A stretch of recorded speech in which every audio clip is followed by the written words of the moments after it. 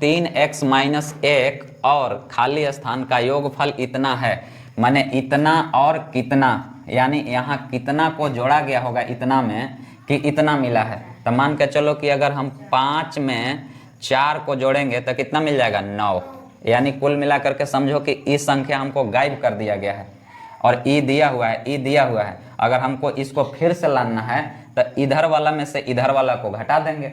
जैसे 9 में से अगर हम माइनस कर देंगे 5 तो मिल जाएगा कितना 4, यानी जो खाली जगह यहाँ पर है वो मिल जाएगा।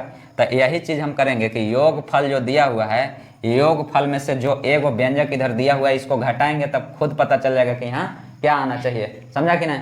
तो इसलिए हम क्या करेंगे, उसको घटाएंगे कितना में से 3x प्लस 3, 3x प्लस 3 में से माने माइनस कर देंगे कितना 3x माइनस 1, 3x माइनस 1। लेकिन जब माइनस का साइन लगाते हैं तो ध्यान देना इसको ब्रैकेट में लेना बहुत जरूरी है। अगर प्लस का साइन लगाएंगे तो उसके दाहिने साइड वाला जो भी व्यंजक रहेगा उसको घेरने की जरूरत नहीं है, लेकिन जब माइनस लगाते हैं तो उसके दाहिने साइड वाला जो भी व्यंजक होगा उसको घेरना बहुत जरूरी है, समझा कि नहीं। समझ में आया। अगर नहीं घेरेंगे तो क्या दिक्कत होगा वो भी समझ लो। जैसे मान के चलो ये नहीं घेरें, ठीक, नहीं घेरें तो अभी ई जो है माइनस कहला रहा है और ई भी अपना माइनस कहला रहा है। अब ई क्या हो जाएगा कि -1 और ई 3 आपस में क्या हो जाएगा, घट जाएगा। 3 में से 1 घट जाएगा तो 2 बचेगा। लेकिन जब अगर इसको हम घेर देंगे तो अब देखना इसको सॉल्यूशन कैसे करते हैं। 3x प्लस 3, अब ये माइनस जो है ब्रैकेट के अंदर वाला सब के साथ गुना होगा और सब का साइन चेंज करेगा तो माइनस और इसका साइन प्लस, तो माइनस प्लस क्या माइनस, यानी ब्रैकेट से बाहर निकलेगा तो माइनस बन के, और पहले से क्या था प्लस।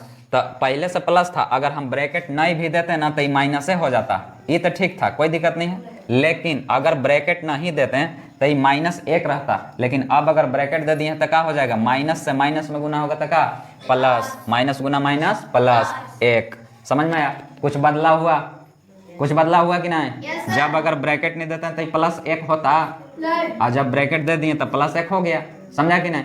अब +1 और ये दोनों आपस में जुड़ेगा तो 3 और 1 हो जाएगा 4। अब अगर ब्रैकेट नहीं देते तब क्या होता, ये माइनस और प्लस ये घट ना जाता, 3 में से 1 घट जाता तो क्या बचता 2, समझा कि नहीं। इसीलिए घटाव के बाद जो दाहिने साइड में व्यंजक रहता है उसको घेरना बहुत जरूरी है, माइनस के बाद, प्लस के बाद नहीं। अब इसको क्या करेंगे, अब इसको और सॉल्यूशन करेंगे। 3x प्लस और 3x माइनस, तो दोनों एक जाति का है और दोनों संख्या में बराबर भी है, इसलिए बराबर से बराबर खत्म। अरे 3 रुपया हमारा पास पॉकेट में और 3 रुपया दुकान में कर्जा है, काम खत्म। 0-0 पर ना हम हैं कि हम कहेंगे कि 3 रुपया है मेरे पास प्लस में, वो दूसर का पैसा है मेरा नहीं है, भले हम जबरदस्ती अपने पैकेट में रखे हैं, है कि नहीं। तो ये चीज़ है यहाँ 3x प्लस और 3x माइनस, ये दोनों हो गया खत्म। और 3 और 1 दोनों प्लस प्लस साइन है तो दोनों जुड़ करके कितना 4, यानी कुल मिलाकर के हमको यहाँ कितना भरना होगा 4। कोई दिक्कत